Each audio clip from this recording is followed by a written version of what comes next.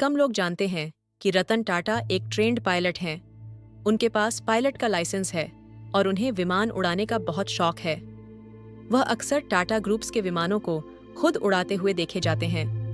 2007 में उन्होंने एक बड़ी उपलब्धि हासिल की जब वह F-16 फाल्कन, जो एक लड़ाकू विमान है, उड़ाने वाले पहले भारतीय बने।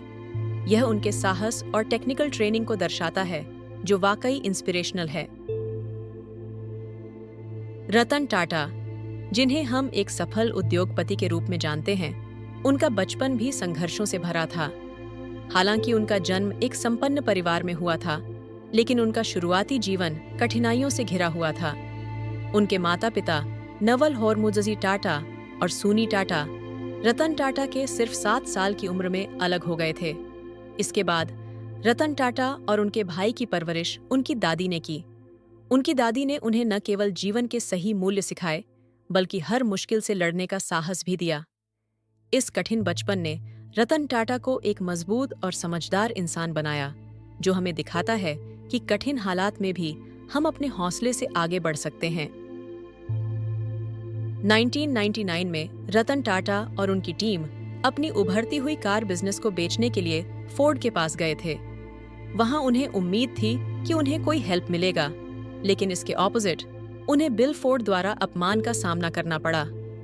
बिल फोर्ड ने कहा, आपको कुछ भी नहीं आता, आपने पैसेंजर कार डिवीजन शुरू ही क्यों किया? ये शब्द रतन टाटा के आत्मसम्मान को ठेस पहुंचाने वाले थे, लेकिन उन्होंने इसे अपनी असफलता के रूप में नहीं, बल्कि एक सबक के रूप में लिया। 9 साल बाद रतन टाटा ने वह कर दिखाया जो कोई सोच भी नहीं सकता था। उन्होंने फोर्ड की प्रमुख कार ब्रांड्स जगुआर और लैंड रोवर को आधी कीमत में खरीद लिया।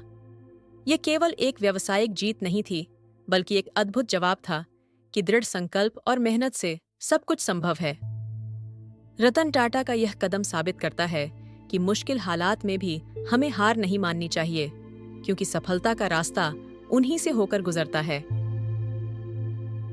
रतन टाटा दुनिया के सबसे अमीर लोगों की सूची में शामिल नहीं हैं, क्योंकि उनकी अधिकांश हिस्सेदारी ट्रस्टों और फाउंडेशनों के माध्यम से है। अगर इन सभी शेयरों की कीमत को जोड़ा जाए तो उनकी कुल संपत्ति लगभग $72 बिलियन होगी।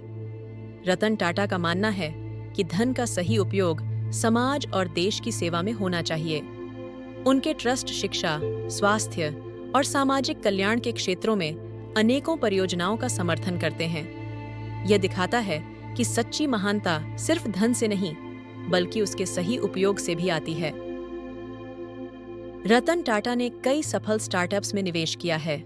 उन्होंने उभरते हुए उद्यमियों की प्रतिभा को पहचाना और विभिन्न क्षेत्रों में कई स्टार्टअप्स का समर्थन किया। चाहे वह ओला जैसी राइड शेयरिंग कंपनी हो, पेटीएम जैसी डिजिटल पेमेंट प्लेटफॉर्म हो, या अर्बन क्लैप जैसी ऑन डिमांड सर्विसेज देने वाली कंपनी, रतन टाटा के निवेश ने इन कंपनियों को नई ऊंचाइयों तक पहुंचाने में मदद की। उनका यह कदम यह दिखाता है कि वे नए विचारों और नवाचारों को समर्थन देने में विश्वास रखते हैं, जो देश की प्रगति के लिए जरूरी है।